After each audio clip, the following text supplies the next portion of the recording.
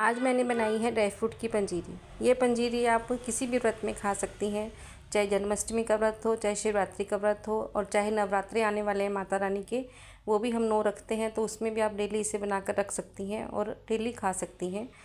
इसके लिए मैंने लिया है 1 कटोरी फूल मखाने, 20 से 25 गिरी बादाम गिरी और थोड़ा सा गूंद जो हम आटे की पंजीरी में डालते हैं वो ले लिया है, और उसे देसी घी में हम भून रहे हैं।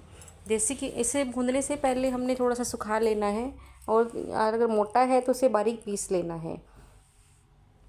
उसे देसी घी में बना रहे हैं हम। आप चाहे रिफाइंड और परदेसी घी में बना सकते हैं, पर ये पंजीरी देसी घी में ही अच्छी लगती है। हेलो फ्रेंड्स, कैसे हैं आप? आई होप अच्छे ही होंगे। गूंद को हमने मंदी गैस पर भूनना है, और हमने घी बहुत ज़्यादा नहीं डालना, क्योंकि इसमें घी बहुत ज़्यादा नहीं लगता, थोड़ा सा घी में ही बन जाते हैं ये। फ्रेंड्स, इसे आप इकट्ठा बनाकर रख सकती हैं। जैसे अब 9 नवरात्रे आएंगे तो आप इकट्ठा बनाकर रख दीजिए, और कहीं सफ़र में जा रही हैं या आप जॉब वगैरह पे जाती हैं तो आप इसे एक डब्बे में डालकर ले जा सकती हैं, कहीं भी आसानी से कैरी कर सकती हैं इसको।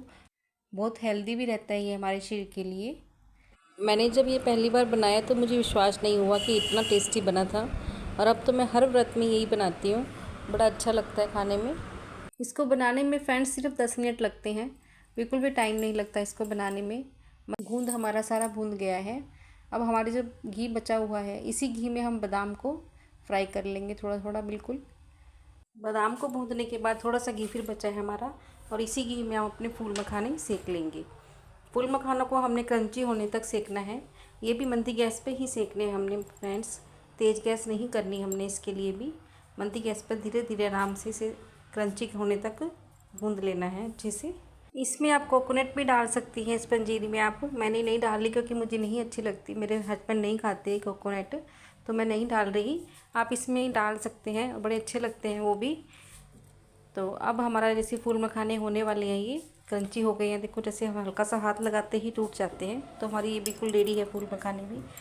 कोकोनट के लिए हमने गोला ले लेना है, और उसे कद्दूकस कर कर डायरेक्ट ही मिला देंगे हम अपने पंजीरी में। उससे हमने भूनना नहीं है फ्रेंड्स। इसको भूनने के बाद एक बात ध्यान रखनी है हमने, कि इसे हमने थोड़ा सा ठंडा कर लेना है। ठंडा करने के बाद मिक्सी का जार लेकर हमने उसमें ये सारा सामान डाल देना है, तो जो हमने भूना है फूल मखाने, बादाम और गूंद। भूनने के बाद हमारे ड्राई फ्रूट में पूरा क्रंची आवाज़ आ रही है, और ऐसी ही आवाज़ आनी चाहिए जब हमारा ड्राई फ्रूट भून जाए। मिक्सी में दरदरा पीसकर हमने इसे निकाल लेना है, और निकाल कर हमने इसी में अब चीनी मिलानी है। और चीनी की जो हमने क्वांटिटी इसमें मिलानी है वो मैं आपको आइडिया बताती हूँ कि कैसे मिलाना है। और वही आप उसी तरीके से आप चूरमे में भी, पंजीरी में, किसी टाइप की भी पंजीरी हो, हर तरह से आप इसमें इस तरह से चीनी मिलाइए। आपकी चीनी बिल्कुल क्वांटिटी बिल्कुल सही रहेगी, ज़्यादा कम नहीं होगी। हमने अपने पंजीरी के 2 पार्ट कर लेने हैं बराबर इक्वल हिस्सों में, और फिर एक हिस्से जितनी चीनी हमने इसमें डालनी है। अगर आप 1 हिस्से जितनी चीनी डालोगे तो आपकी चीनी कभी भी ज़्यादा या कम नहीं होगी। हाँ, अगर आप बिल्कुल कम खाते हैं या बहुत ज़्यादा खाते हैं तो फिर आप थोड़ा सा मेजरमेंट अपना इधर उधर कर सकते हैं, अदरवाइज़ आपकी चीनी बहुत बढ़िया रहेगी। और इसे अच्छे से मिक्स करके आप इसे खाकर और बनाकर देखिए, इतना टेस्टी बनती है ये पंजीरी। आप भी हर व्रत में फिर यही पंजीरी बनाएंगी। Thank you for watching my video. Bye bye, stay healthy.